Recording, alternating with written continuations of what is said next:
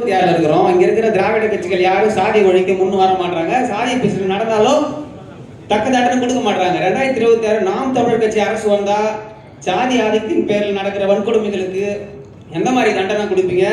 அப்புறம் 12 லட்சம் ஏக்கர் பஞ்ச நிலம் முழுக்க முழுக்க பட்டியல மக்கள் போற நிலத்தை எவ்வளவு சீக்கிரம் மீட்டு எடுத்து கொடுப்பீங்க?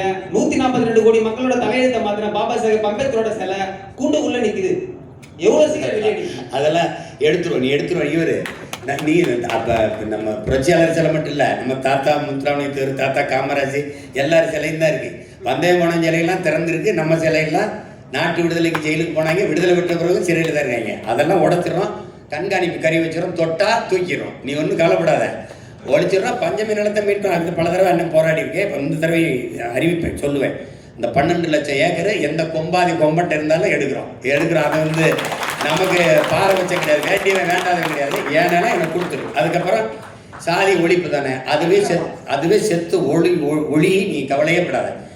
அதாவது நான் என்ன சொல்றேன்னா, சாதிக்கு கொலை செய்யாத, சாதியை கொலை செய். புரியுதா உனக்கு?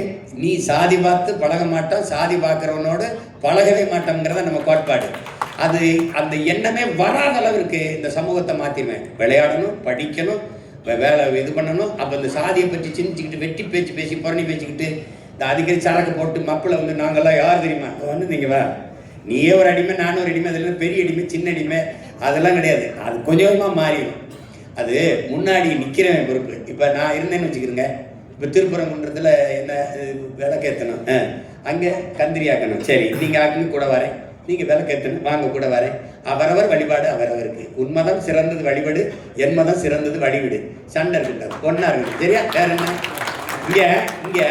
இங்கே என்னென்னா, இந்த சாதி மதம் இல்லாத இது ஒரே மண்ணாகணும், ஒரு தாய் மண்ணாகணும். இதுதான் நம்மளுடைய கோட்பாடு. அதனால் அதை சரி பண்ணுறேன், நீ கவலைப்படாமல்.